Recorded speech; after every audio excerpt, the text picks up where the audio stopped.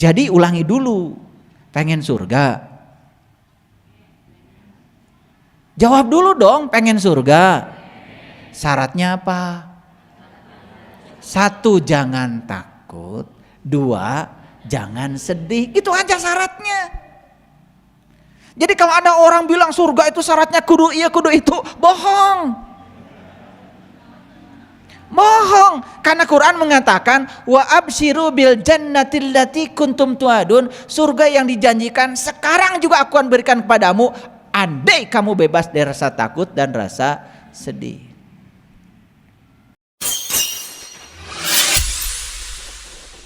Sesungguhnya awal agama itu adalah makrifatullah, mengenal Allah. Semoga kita semua sesuai dengan rencana Allah untuk menjadi kepanjangan tangannya di semesta ini. Sebagai penjaga bumi, namanya khalifah. Khalifah itu bukan wakil. Khalifah itu bukan pemimpin. Khalifah itu artinya penjaga. Jadi tugas kita itu menjaga bumi, supaya bumi ini tetap lestari. Bumi yang sudah cantik ini terus dipercantik oleh tangan kita. Karena yang diberi tangan istimewa untuk berkarya itu cuma manusia. Pohon untuk tumbuh harus ditanam. Dan untuk tumbuh teratur perlu tangan manusia. Jadi sebetulnya tangan kita ini diwariskan oleh semesta kepada kita untuk memayu hayuning bawonu, mempercantik dunia yang sudah cantik ini. Makanya Allah bilang di Quran, yadullah fauqa aidihim, tangan Allah sudah dititipkan menjadi tanganmu. Jadi kedua tangan kita ini sebetulnya tangan Allah untuk menyampaikan cinta kasih Allah, untuk menjalankan visi dan misinya Allah, untuk merealisasikan pikirannya Allah. Jadi ciri manusia yang khalifah itu selalu mencipta, selalu berkarya, selalu konstruktif. Makanya di Quran dikatakan hanya orang-orang yang tidak beriman yang membuat kerusakan di muka bumi ini. Jadi ciri orang beriman itu berarti tidak pernah menciptakan kerusakan di bumi. Kerusakan di bumi besar itu sebetulnya dapat dipastikan akibat kita menciptakan kerusakan di bumi kecil ini. Maka mereka yang rusak spiritualnya, rusak intuisinya, rusak mentalnya, rusak aliran energi dalam dirinya, dan rusak fisiknya, maka mereka itulah sesungguhnya orang-orang yang memiliki potensi besar untuk membangun kerusakan di semesta ini. Hanya sekelompok manusia saja sekarang yang sadar bahwa sesungguhnya semesta ini harus dilestarikan. Bayangkan oleh kita sekarang, es di kutub itu mencair. Dan kalau es di kutub mencair, maka jumlah air yang cair di lautan menjadi tak terbatas. Akibatnya ada goncangan sedikit saja di dasar bumi akan menyebabkan tsunami. Sehingga jumlah daratan yang 25% ini lama-kelamaan akan terus berkurang. Dan bisa jadi suatu saat permukaan bumi ini tidak ada daratannya, semua adalah lautan. Bayangkan generasi yang akan datang, suatu saat akan mengalami satu situasi di mana bumi ini semuanya lautan. Seperti apa mereka hidup di masa itu nanti? Orang-orang yang punya tanggung jawab di dalam kehidupannya sekarang selalu berpikir, gimana caranya supaya suhu bumi tidak meningkat. Karena suhu bumi meningkat 2 derajat saja, itu sudah menyebabkan es di kutub mencair dengan luar biasa dahsyatnya. Apalagi kalau suhu bumi ini meningkat lebih dari 2 derajat. Makanya muncullah gerakan orang-orang yang sadar bagaimana memperbanyak menanam pohon, bagaimana menghijaukan halaman, bagaimana menghijaukan hutan kembali. Orang yang pikirnya sempit gak ngerti itu buat apa. Padahal ini dalam rangka untuk menghindari agar suhu bumi tidak meningkat. Itu orang yang berpikiran luas itu, kalau berpikir sejauh itu orang beriman. Orang beriman itu bukan sekedar terbuka mata kalbunya, tetapi terbuka pikirannya, memiliki tanggung jawab. Hidupnya bukan hanya untuk diri sendiri. Ada lagi gerakan bagaimana supaya bumi ini tidak dikotori oleh sampah. Terutama sampah yang sulit didaur ulang, terutama sampah plastik. Nah, orang-orang yang punya tanggung jawab, ketika setelah minum gelas air mineral itu, kalau minum itu habiskan, dan setelah itu bawa bekasnya itu ke tempat sampah. Jadi lucu katanya habis kajian, katanya habis belajar kesadaran, hanya untuk memindahkan gelas kosong yang sudah tidak terpakai ke tempat sampah saja, tidak ada kesadaran itu. Padahal itu adalah indikator bahwa kita sebetulnya tidak sadar, indikator bahwa kita tidak belajar apa-apa. Dari hal yang kecil. Makanya lihat orang dari hal kecil. Kalau hal yang semacam itu saja dia abai, apalagi hal besar. Dan saya melihat spiritual seseorang, tidak usah melihat berapa rakaat sholatnya, berapa sering dia ke tempat ibadah. Bagi saya nggak penting itu. Apalagi kalau itu sekedar menjalankan rutinitas. Apalagi sekedar menjalankan kewajiban, apalagi tidak ikhlas, apalagi pengen surga, apalagi takut neraka. Kalau cuma itu yang dilakukan, tidak akan berubah menjadi orang-orang yang sadar. Hukum alam mengajarkan kepada kita, hukum alam, matahari saja tidak pernah memakan sinarnya sendiri. Bulan yang indah itu tidak pernah serakah dengan cahayanya sendiri. Sungai tidak ada yang memakan air. Pohon pisang tidak ada yang memakan buah pisang. Pohon mangga tidak ada yang memakan buah mangga.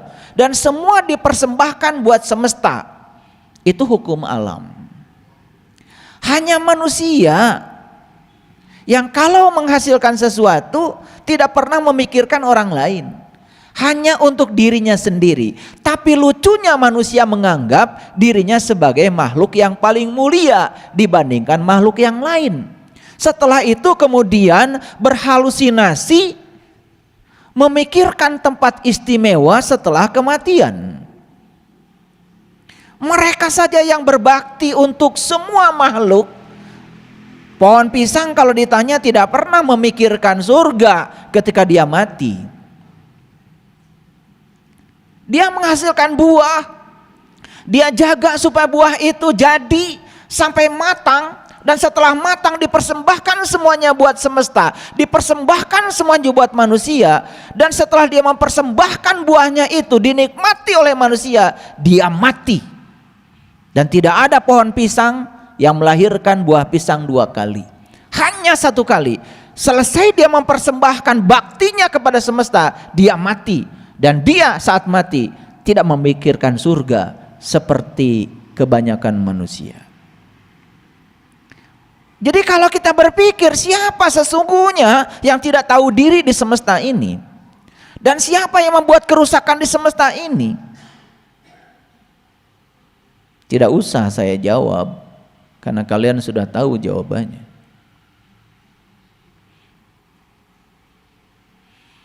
Jadi kalau kita menganggap diri kita ini makhluk yang paling mulia, tunjukkan bahwa kita lebih mulia daripada makhluk-makhluk lain selain manusia.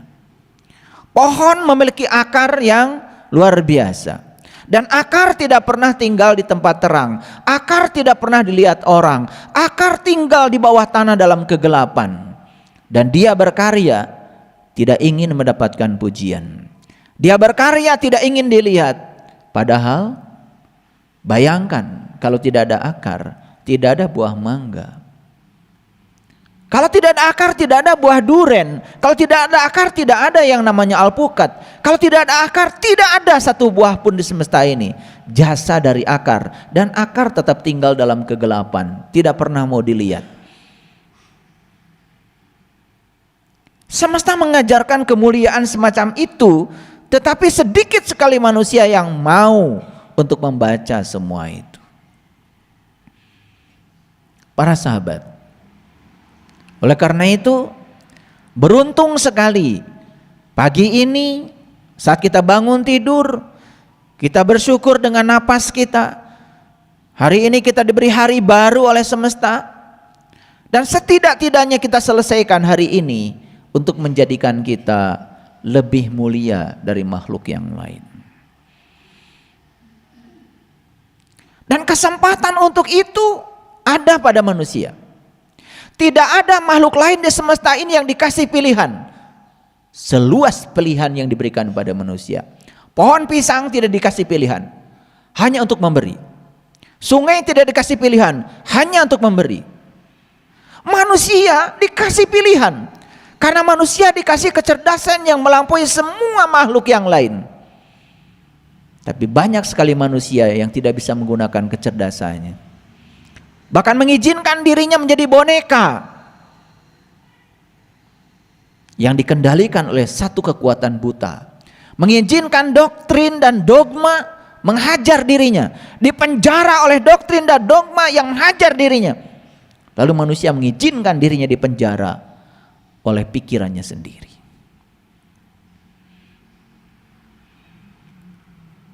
Oleh karena itu, mari kita bersyukur kalau hari ini kita masih diperdengarkan kajian-kajian berkesadaran yang akan meningkatkan kesadaran kita. Oleh karena itu, mari kita rundukkan kepala kita. Kita berterima kasih kepada Allah, Sang Pemilik Semesta. Karena begitu besar cinta kasih-Nya kepada kita, hari ini kita dihadirkan di tempat yang penuh berkah dan mulia ini. Karena daya dan upayanya, karena kudrat dan iradatnya. Karena beliau tahu apa yang kita butuhkan, beliau tahu apa yang kita rindukan. Dan kita dihadirkan di tempat yang penuh berkah ini. Oleh karena itu, mari kita puji Dia dengan membaca hamdalah. Alhamdulillahi Rabbil Alamin. Ya Allah, Sang kehadiran, Sang keberadaan, segala puji hanya pantas untuk-Mu ya Rabb. Kehadiran-Mu di rumah ciptaan-Mu yang Kau ciptakan ini merupakan sebuah berkah bagiku. Karena kehadiran-Mu membuat aku bisa melihat, kehadiran-Mu membuat aku bisa bernafas, kehadiran-Mu membuat aku bisa mendengar, kehadiran-Mu membuat aku bisa merasa, kehadiran-Mu membuat aku bisa berdaya. Oleh karena itu ya Allah, tunjukilah kami ke jalan-Mu yang lurus, jalannya orang-orang yang telah Engkau anugerahi nikmat, jalannya para nabi, para siddiqin, para syuhada, dan orang-orang yang soleh. Jangan Kau biarkan diri kami menjadi orang yang Kau murkai. Jangan kau biarkan diri kami menjadi orang-orang yang tidak tahu jalan pulang kepadamu. Ya Allah, bukakanlah pintu kesadaran kami, bukakanlah kecerdasan yang melampaui pikiran kami. Mari kita sapa asma Allah dengan kelembutan dan cinta seraya membaca basmalah. Bismillahirrahmanirrahim. Para sahabat, hari ini saya akan bicara neraka yang paling besar. Dan neraka yang paling besar itu adalah saat diri kita mengizinkan untuk menjadi tawanan dari rasa takut kita sendiri. Dan saya akan tunjukkan hari ini dan saya akan buktikan bahwa siapapun yang sampai hari ini kehidupannya masih ditawan oleh rasa takutnya, maka dia sesungguhnya sudah menciptakan neraka yang paling besar bagi dirinya. Saya ulang sekali lagi, siapapun yang sampai hari ini mengizinkan dirinya berada dalam tawanan rasa takutnya sendiri, maka dia sesungguhnya sudah menciptakan neraka yang paling besar untuk dirinya sendiri. Dan saya berulang kali mengatakan, yang menciptakan surga dan neraka bukan Tuhan. Yang menciptakan surga dan neraka sesungguhnya adalah diri kita sendiri. Kita mau tinggal dalam surga, kita mau tinggal dalam neraka, itu adalah sebuah pilihan.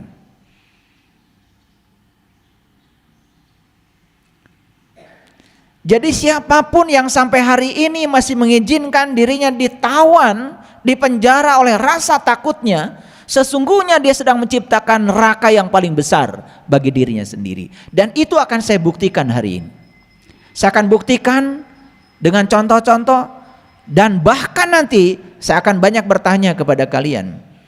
Dan nanti kalian akan menjawab. Karena apa? Belajar yang paling bagus adalah menemukan jawaban sendiri dari dalam diri kita sendiri, bukan jawaban dari luar diri kita. Itu yang disebut dengan discovery learning, belajar penemuan, belajar menemukan sendiri. Dan jawaban yang ditemukan oleh kita itu adalah jawaban yang pasti karena kita mengalaminya sendiri. Saya ilustrasikan sedikit saja. Siapapun orang yang sampai hari ini takut tersesat, selamanya akan tersesat. Hanya orang-orang yang berani tersesat yang tidak akan pernah tersesat.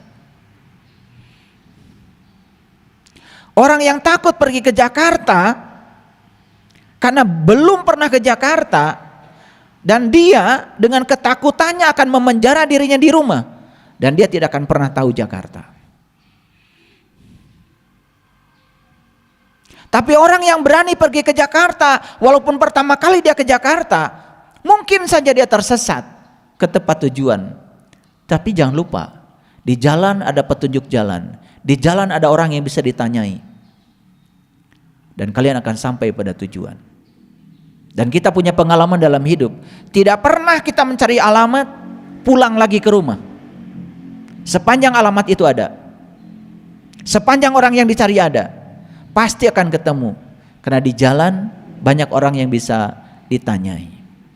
Makanya ada kata-kata bijak, malu bertanya, sesat di jalan. Itu betul.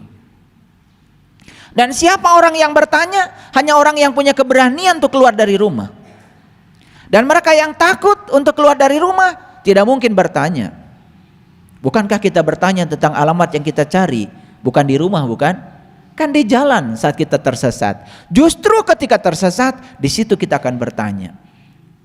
Dan kita menanyakan tentang alamat yang kita tuju tepat pada saat kita sedang tersesat. Masuk akal? Oke. Hanya yang berani tersesat, yang tidak akan pernah tersesat. Yang takut tersesat, selamanya akan tersesat. Takutnya sendiri akan memenjarakan dia untuk tidak berbuat apa-apa, untuk tidak pergi kemana-mana. Kan lucu ya, Banyak sekali orang yang takut sekarang, takut keluar rumah.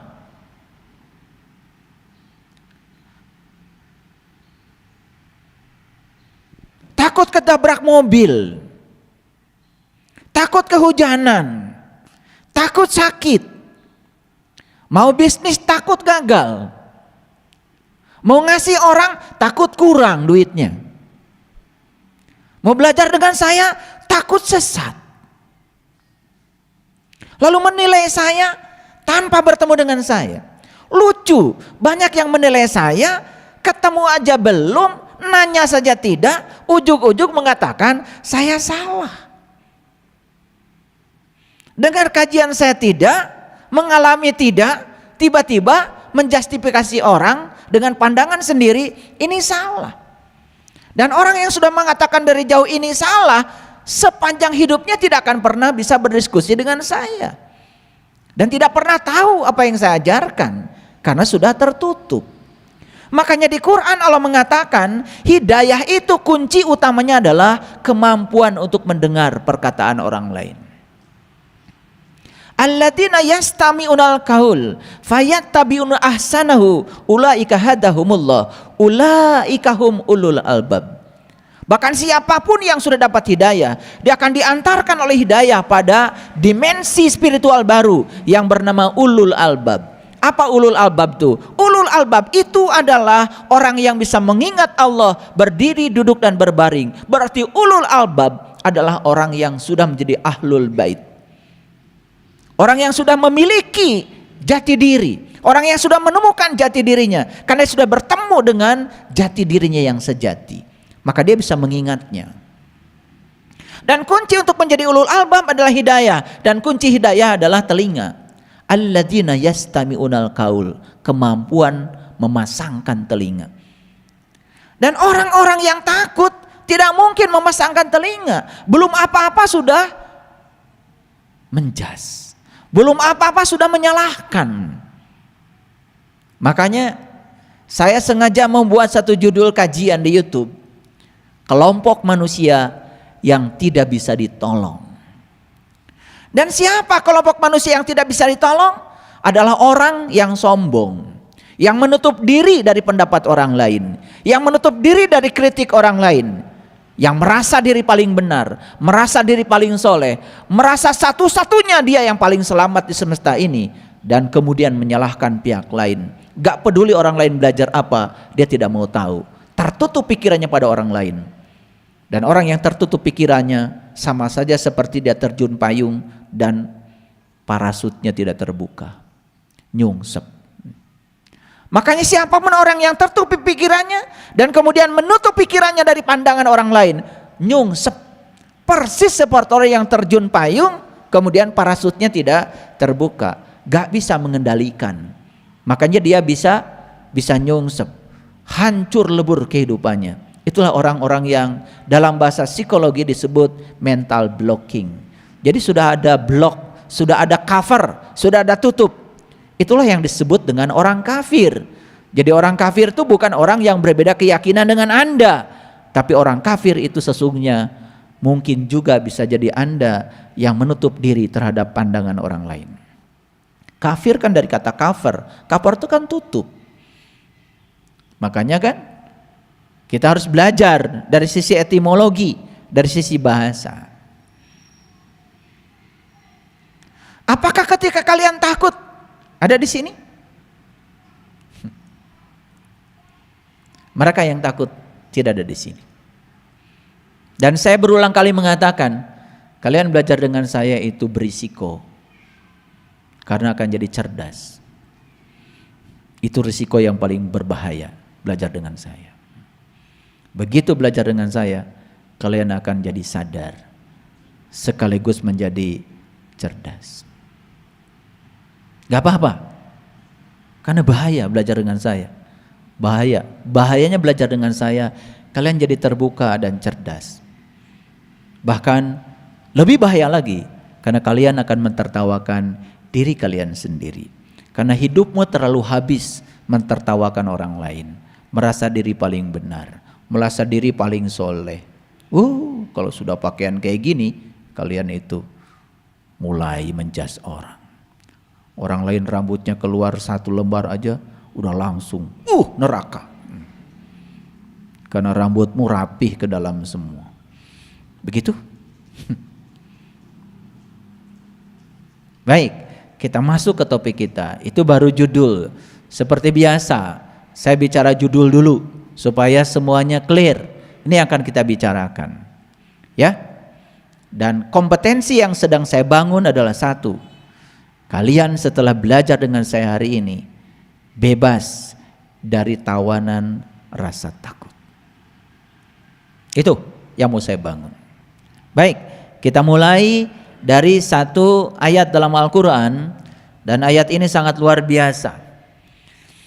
Dulu saya ketika di pesantren, saya paling suka tuh kalau guru ngaji saya itu ketika ngimami itu baca ayat ini paling suka. Ya kebetulan saya sedikit mengerti bahasa Arab. Jadi saya suka, ini ayat yang paling saya suka ini. Ya, makanya ayat ini kalau saya sholat juga sering saya baca. Mari kita baca ayat ini pelan-pelan ya. A'udzubillahi minasyaitonirrajim. Bismillahirrahmanirrahim. Innal ladzina qalu rabbunallah. Sesungguhnya orang-orang yang mengatakan bahwa Tuhanku adalah Allah. Siapa orang ini? Siapa? Ya jelas orang ini sudah tahu Allah.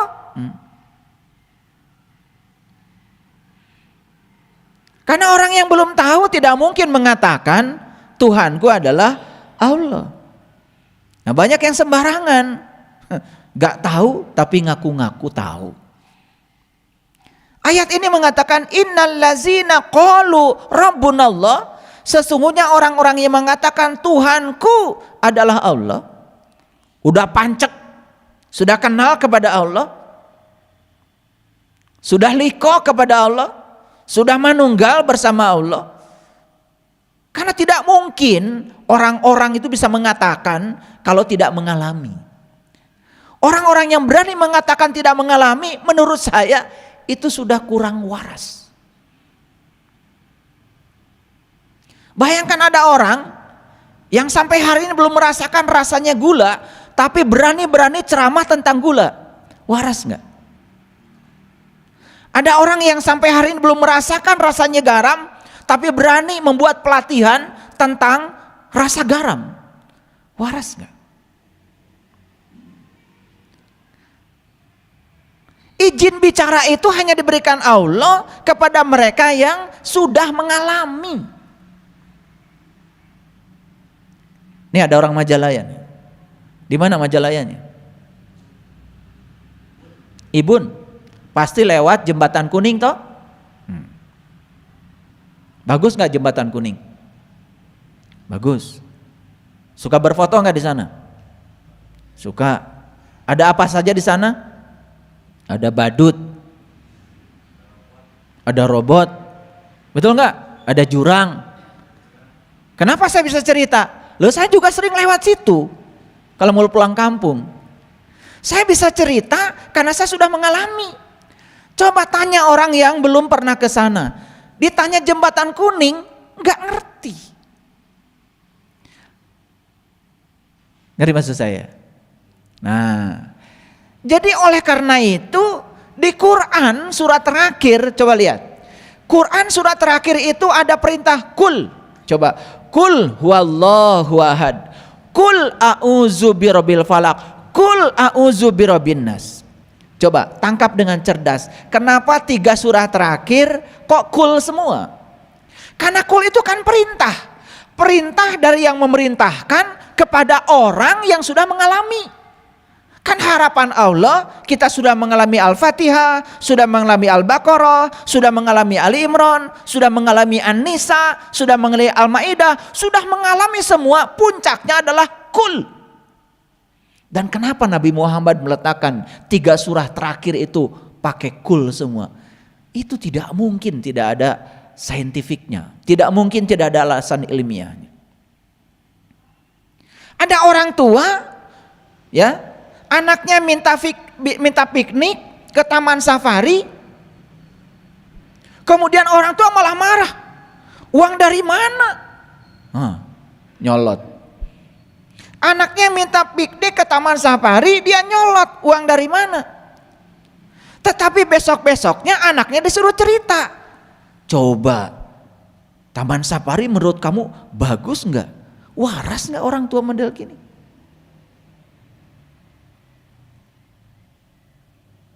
Yang waras itu izinkan anaknya pergi ke Taman Safari, besok suruh cerita. Atau bikin karya tulis. Walaupun mengarang, kan ngarangnya nggak bohong. Dia hanya menuliskan yang dia alami. Sebetulnya bukan mengarang, menuliskan yang dia alami. Makanya saya nggak setuju di sekolah ada pelajaran mengarang. Jadinya anak didik kita pandai mengarang. Makanya kalian lihat ya, kalau beli buku ke toko buku, lihat. Kalau ada buku ditulis di luarnya, di covernya, buku ini dikarang oleh, udah jangan dibeli, pasti isinya ngarang. Tapi kalau ditulis oleh, masih mending tuh. Semoga yang dia tulis yang dia alami. Makanya saya kalau beli buku, saya lihat halaman belakangnya. Ini teknik saya beli buku. Begitu banyak daftar pustakanya, gak jadi saya beli. Pasti ngarang. Dan lucunya banyak orang yang beli buku lebih senang kalau daftar pustakanya banyak. Padahal kalau itu buku tebal, daftar pustakanya banyak. Kan sebetulnya itu buku cuman hasil nyuri dari buku orang. Makanya disebutnya juga dikarang oleh. Bayangkan buku agama nih ceritanya. Kemudian di depannya ada tulisan dikarang oleh.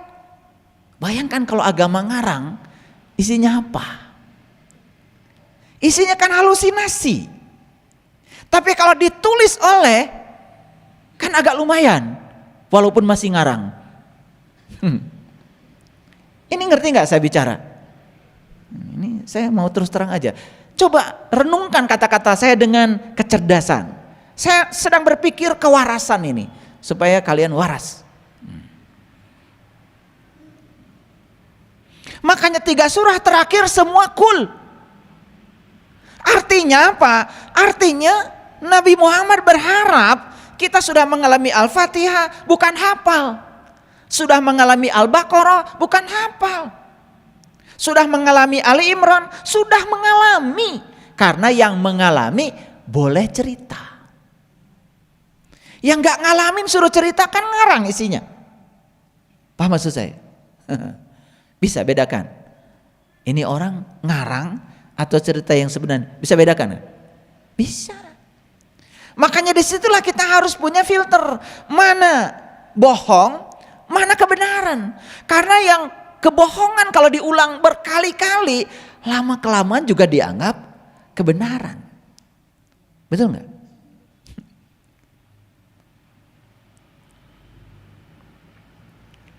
Nah, lanjut ayat ini. Innalladzina qalu rabbunallah. Sesungguhnya orang-orang yang mengatakan Tuhanku adalah Allah, sumastaqamu, maka dia kemudian teguh pendirian dengan ucapannya. Gitu nggak kalian? Ya akan teguh pendirian kalau yang dikatakan pengalaman. Tapi kalau kalian mengatakan Tuhanku Allah, kenal enggak? Tahu enggak? Padahal dia bersamamu, lebih dekat kepadamu dari urat nadi lehermu. Gak berusaha untuk mengenalnya. Ujuk-ujuk mengatakan Tuhanku Allah. Jujur nih, saya mau nanya. Orang itu dikatakan sholat menyembah Allah, kalau sepanjang sholat dia mengingat Allah. Itu dikatakan menyembah Allah. Kalau sholat diartikan menyembah, gak apa-apa. Untuk yang dasar belajarnya gak apa-apa. Saya anggap gak apa-apa dulu. Karena di Quran dikatakan innani anallah la ilaha illa anna fa'budni wa aqimis sholat li zikri. Dikatakan menyembah Allah kalau sholatnya mengingat Allah. Clear sampai sini? Jujur nih, kalian sholat ingat piring gak? Berantakan di dapur? Ingat, apa yang kalian sembah? Saya nggak bilang ya. Kalian ketika Allahu Akbar ingat cucian nggak berantakan? Apa kalian sembah? Tapi lucunya semua orang kalau ditanya, tadi kamu sholat nyembah siapa? Semua ngakunya nyembah Allah. Untung aja Allah tuh diem. Coba Allah kalau teriak, aku tahu yang kamu ingat sepanjang sholat itu ini kata Allah. Untung aja Allah mah diem, cicing. Bager Allah, cicing we Allah. Maraneh ngaku itu ngaku ieu, cicing we Allah. Gusti Allah, anjeun teh pangeran abdi, calik we Allah. Sugan Allah teh usil. Lain senda maneh mah pangeran teh kana duit, teu Allah. Tara Allah mah. Allah mah tara cegekan kitu. Calik we Allah. Hening we Allah. Bager Allah mah. Betul enggak? Coba kamu. Ada orang bilang, ya, kamu baru aja ngasih jilbab misalkan sama orang. Terus orang tuh bilang gini, itu jilbab ti saha? Oh pamasihan kamari ti si anu, padahal numerena aya di dinya. Calawak teu.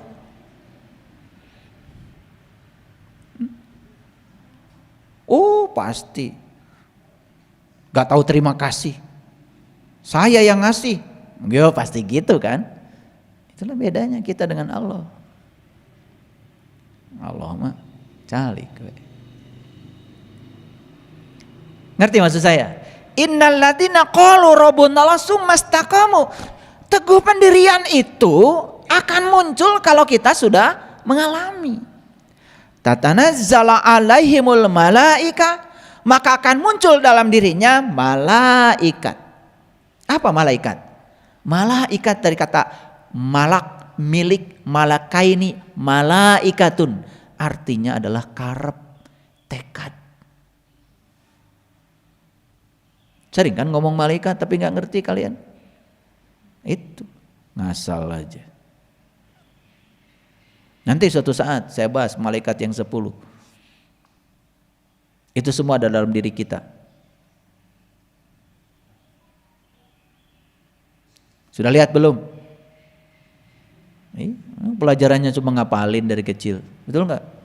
Pinter kalau kalian tanya 10 malaikat sekarang pasti hafal semua. Jibril, Mikail, Israfil, Ijrail, Mungkar, Nakir, Malik, Ridwan, apa lagi? Raqib, Atid. Tahu. Kamu bikin kesalahan, siapa yang tahu? Raqib. Kan kamu yang tahu. Kamu bikin kebaikan, siapa yang tahu? Kan kamu. Kamu bikin kebaikan, kamu yang tahu. Kamu bikin kesalahan, kamu yang tahu. Mana Raqib, mana Atid? Itu sadar wae ti baheula teh.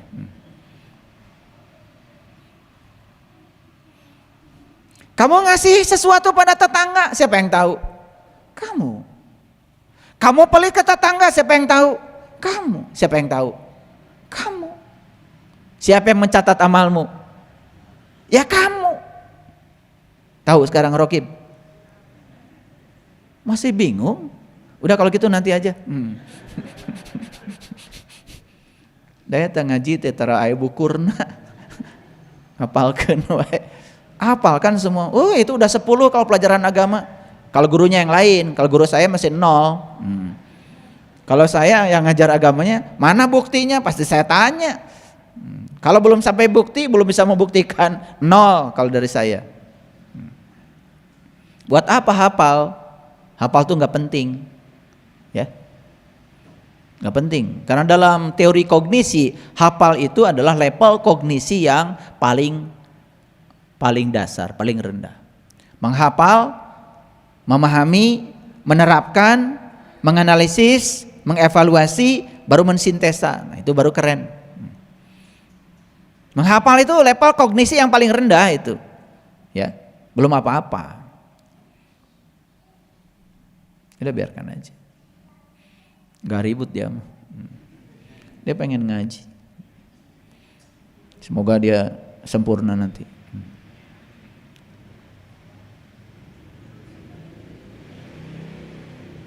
Lanjut. Oke, baik. Jadi malaikat itu apa? Tekad. Orang yang sudah sampai kepada Allah dan mengatakan qalu rabbunallah, sudah mengatakan Tuhanku adalah Allah. Sumastaqamu, pasti dia teguh pendiriannya. Tatanazzala alaihimul malaika, maka turun dalam dirinya tekad yang kuat. Tekad yang kuat. Untuk apa? Allah takhafu wala tahzan. Maka orang yang sudah benar-benar Tuhannya adalah Allah, dua cirinya. Satu, tidak takut. Dua, tidak sedih. Nah, kapan seseorang takut? Kalau dia dibawa oleh pikirannya ke masa depan. Kapan seseorang sedih? Kalau sedang dibawa oleh pikirannya ke masa lalu. Makanya saya sering katakan sama kalian, kalau kalian sekarang duduk di depan saya, ada rasa takut, berarti kalian tidak ada di sini. Kalian sedang dibawa oleh pikiran kalian ke masa depan. Dan kalau sekarang kalian sedih, kalian juga nggak ada di sini. Kalian sedang dibawa oleh pikiran kalian ke masa lalu. Karena yang hadir di sini saat ini sekarang pasti damai. Itu yang namanya kebahagiaan, tuh hadir sebetulnya. Hadir di sini saat ini sekarang, rasakan kehadiran Allah dalam diri, rasakan keberadaannya, rasakan nafas kita, rasakan energi yang mengalir dalam tubuh kita, tuh luar biasa. Itu yang akan membawa kita pada kedamaian. Jadi orang-orang yang mengatakan sesungguhnya Tuhanku adalah Allah, kemudian dia istiqomah, teguh pendirian, dan tekadnya semakin kuat, maka dia cirinya dua. Satu, dia tidak punya rasa takut. Yang kedua, tidak punya rasa sedih. La takhaf wala tahzan. Keren gak ayat ini? Sekarang saya mau tanya, kita udah bebas dari rasa takut? Belum. Sudah bebas dari rasa sedih? Belum. Jadi kata-katamu sesungguhnya Tuhanku adalah Allah, benar apa bohong? Gitu cara ngukurnya, gampang. Kalau masih takut, masih sedih, setiap ketemu orang ngeluh, setiap ketemu orang bicara susah, setiap ketemu orang selalu saja protes, tidak pernah damai, itu sudah bukti ucapanmu yang mengatakan Tuhanku adalah Allah masih bohong. Kartos. Ini ayat tidak usah ditafsir karena ini udah jelas banget. Tidak ruwet. Kalau saya kemarin ngasih kajian khusus kan tentang sholat 5 waktu, banyak yang mengernyitkan dahi ya. Agak berat katanya ya kajian malam ini. Ya sekali-kali yang berat, yang ringan terus. Nah ini ringan nih, ringan. Tidak usah ditafsir. Jadi orang yang benar-benar Tuhannya Allah, cirinya dua. Satu, tidak takut. Dua, tidak sedih. Itu aja. Tanya pada dirimu sekarang, masih takut?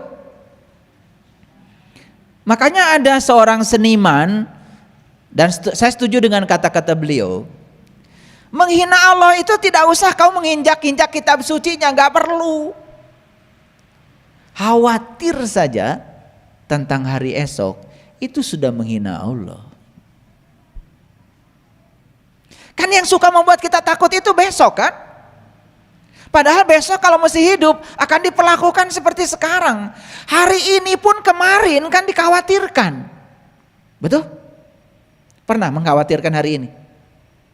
Ya pernah, seminggu yang lalu. Kenyataannya kan kalian baik-baik saja. Duit ada? Ada. Beras di rumah ada? Ada. Udah minum kopi tadi? Udah.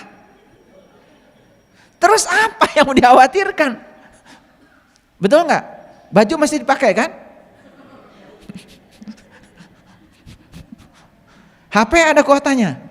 Ada. Galon di rumah ada? Ada. Ada isinya? Ada.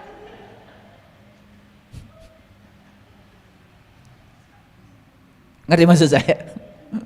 Jadi kalau dipikir-pikir ya, sebetulnya kalau kita mau hadir di sini saat ini sekarang, apa yang mau kita takutkan? Apa yang kita khawatirkan? Betul? Ada nggak yang berencana tadi pagi mau minum kopi di sini? Enggak kan? Tapi sampai sini kopi ada. Siapa yang mengadakan? Yang mengadakan siapa? Ya, semesta itu bekerja seperti itu. Begitu kamu tidak khawatir, tidak cemas, ya ada. Semakin khawatir, semakin cemas, semakin tidak ada. Jadi kalau nggak ada kopi, karena kamu mencemaskan, tidak ada. Kenapa ada kopi? Karena tidak dicemaskan, tidak adanya. Kan ada. Paham maksud saya? Iya. Saya kemarin ke rumah sakit Santosa sama istri saya. Begitu masuk, ya mobil itu luar biasa padat kalau sore. Ya udah, saya dengan istri saya ya terbiasa. Ya udah, pasti ada parkir buat kita. Begitu saya datang, ada yang keluar. Masa orang selamanya di situ?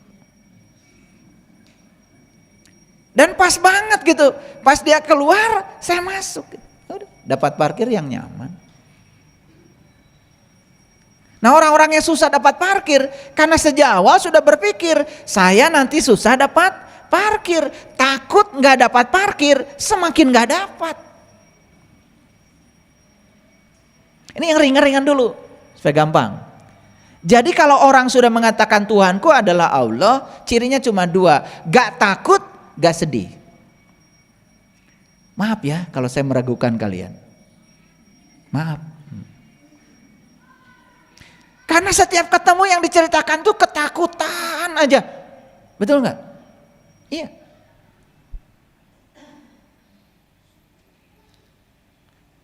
Saya berfoto di Jelekong, takut ayah guru sakit, saya aja nggak takut.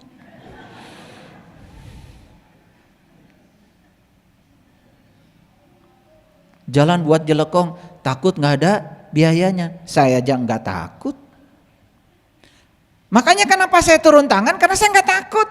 Makanya ada aja duitnya. Pegawai di sana bilang, nggak tahu mereka panggil saya ayah semua. Mungkin karena yang lain panggil saya ayah gitu. Ya, ayah katanya, kami ini bakal lanjut kerja. Takut. Ya kan? Iya, rentah. Padahal sebetulnya nggak usah takut, ya kerja aja, pikirkan saja, saya ada duitnya kan gitu. Daripada membicarakan yang kita tidak suka, bicarakan saja yang kita suka, kan sesederhana itu. Bicarakan saja kalau pekerjaan akan berlanjut, daripada ngobrol pekerjaan tidak berlanjut, betul nggak? Kan itu yang kita mau. Anehnya kita itu pengen A, tapi yang dibicarakan B. Gitu. Kan buktinya sekarang begitu dibuka wakaf semen ngucur terus. Ada yang 50, ada yang 100, nggak apa-apa, semen kok. Satu sak dengan 10 sak sama, dan dipakainya juga sasak-sasak. Betul nggak? Iya. Masa saya nggak pernah melihat kecil besar nggak? Karena begitu kita semuanya kompak, ternyata bisa. Sebetulnya yang menyebabkan kita tidak bisa itu pikiran kita. Karena kita sudah berpikir tidak bisa. Makanya begitu kita berpikir mungkin, semua jalan terbuka. Begitu berpikir tidak mungkin, semua jalan tertutup. Ini harus kita perhatikan. Oke, lanjut. Jadi ciri orang yang sudah sampai kepada Allah, cirinya dua, gak takut dan gak sedih. Dan gembirakanlah mereka dengan jannah yang telah dijanjikan Allah. Di sini dikatakan wa absyiru bil jannatil lati kuntum tuadun. Itulah jannah. Jannah itu sekarang di sini. Kalau gitu saya mau tanya, pintar nggak kalian jawabannya? Kapan surga itu bisa kita raih saat ini? Kapan? Syaratnya apa? tidak takut, tidak sedih. Itu aja. Hayang surga, jangan takut, jangan sedih. Begitu nggak takut, nggak sedih, langsung surga diberikan saat ini juga. Karena Allah udah bilang, wa absyiru bil jannatil lati kuntum tu'adun. Dan semua orang yang sehari ini masih takut, neraka. Semua orang yang sekarang masih sedih, neraka. Dijieun ku sorangan. Nanti kita selidiki di mana rasa takut itu tinggal. Nah, kita kejar nanti. Kita kejar tuh rasa takut itu, di mana alamatnya? Mau saya tunjukkan alamatnya? Ternyata rasa takut itu alamatnya di pikiranmu, bukan di luar. Bahkan pikiran itu sering membuat drama yang lebih menakutkan daripada kenyataan. Kan sok itu. Betul nggak? Jelas hari ini suami ada, istri ada, dar teh ngobrol.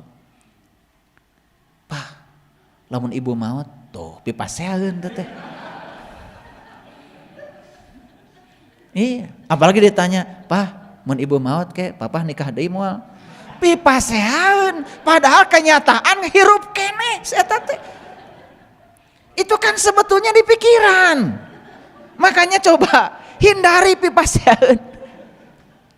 Jika deui dongeng nu bagus. Betul nggak? Iya. Kenapa tidak ditanya tuh? Ya, papa tuh ingin ibu seperti apa? Gitu. Daripada mun ibu maut, rek maut banyak maut. Itu kadang-kadang kita terjebak oleh obrolan-obrolan yang nggak penting. Ya. Dan akhirnya pasnya gede, cuman karena begitu. Karena sebetulnya dia memancing, ingin jawabannya begini kan sebetulnya. Mun ibu maut, bapak nikah deui. Moal atuh. Gitu. Padahal geus maut makan teu apal. Nah di pikiran teuing, apaan can kejadian. Aduh. Tahu sekarang alamat rasa takut? Makanya saya waktu mau membebaskan rasa takut, saya cari dulu alamatnya. Begitu tahu alamatnya saya kejar dia. Makanya saya gampang sekali karena rasa takut itu alamatnya sudah ketemu oleh saya. Ternyata terjauh di dia. Mari kita buktikan. Karena saya sudah bilang ngaji dengan saya itu pakai bukti. Ya, karena saya nggak mau ngaji omong kosong. Nah, mari kita lihat sekarang. Jadi ulangi dulu. Pengen surga?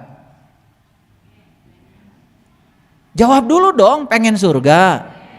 Syaratnya apa? 1, jangan takut. 2, jangan sedih. Itu aja syaratnya.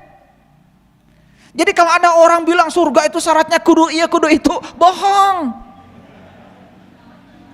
Bohong. Karena Quran mengatakan wa absyiru bil jannatil lati kuntum tu'adun. Surga yang dijanjikan sekarang juga aku akan berikan kepadamu andai kamu bebas dari rasa takut dan rasa sedih. Sekali lagi, kapan kita takut? Kalau pikiran membawa kita ke masa depan.